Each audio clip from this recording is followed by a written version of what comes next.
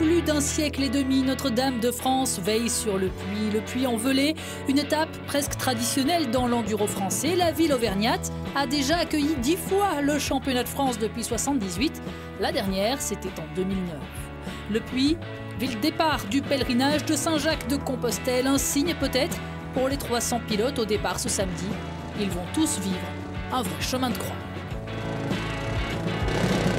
Un tiers des nationaux ne pourra pas finir l'épreuve et les élites vont devoir lutter eux aussi. Symbolique, la toute première spéciale du week-end, l'extrême. Elle va faire énormément de dégâts, toutes catégories confondues. Pierre Palu tire tout droit dans une descente. Il atterrit dans la rivière et doit abandonner après 15 minutes de course seulement. Pierre-Alexandre René, Christophe Nambotin, Romain Cadillac, tous chutent.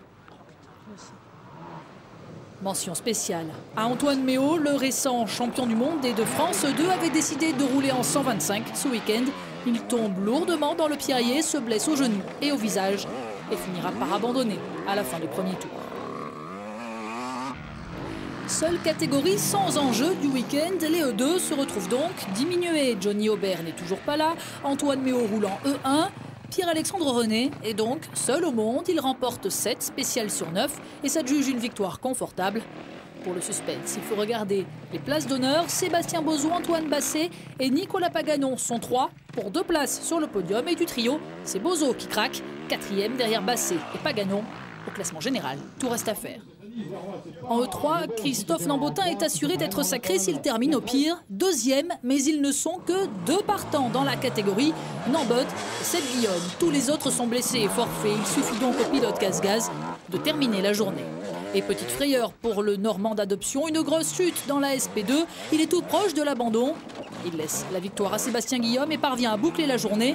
Et est donc sacré pour la 4e fois en 4 ans. Cela mérite bien une petite douche au champagne. Je suis vraiment content. Déjà pour mon mécanicien, c'est la première année qu'on travaille ensemble. Je crois que ça va être la seule pour l'instant. L'année prochaine, c'est pas prévu, mais je le remercie. On a fait vraiment du très bon boulot. Et puis voilà, toute l'équipe, 4 titres de champion de France avec Gaz. Donc je suis super content de leur offrir le 4e. Et voilà, on espère demain finir sur une victoire. 4 titres avec Gaz, sans doute le dernier. Christophe Nambotin devrait changer de team l'année prochaine.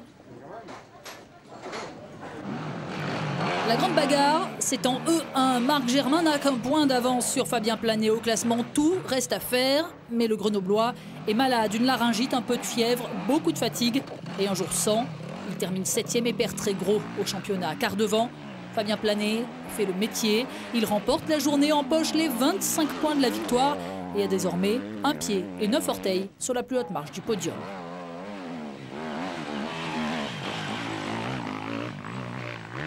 C'est une course vraiment très physique, très usante. Il y a beaucoup de pierres. Voilà, donc il faut vraiment être attentif pour pas abîmer la moto, pour pas chuter. Et donc voilà, demain, il va falloir que je mette ça dans la tête et puis ne pas stresser et rouler calmement. Et si tout se passe bien, ça pourrait sûrement le faire. Audrey Ctin, 2e et Marc Bourgeois, 3e, complète le podium.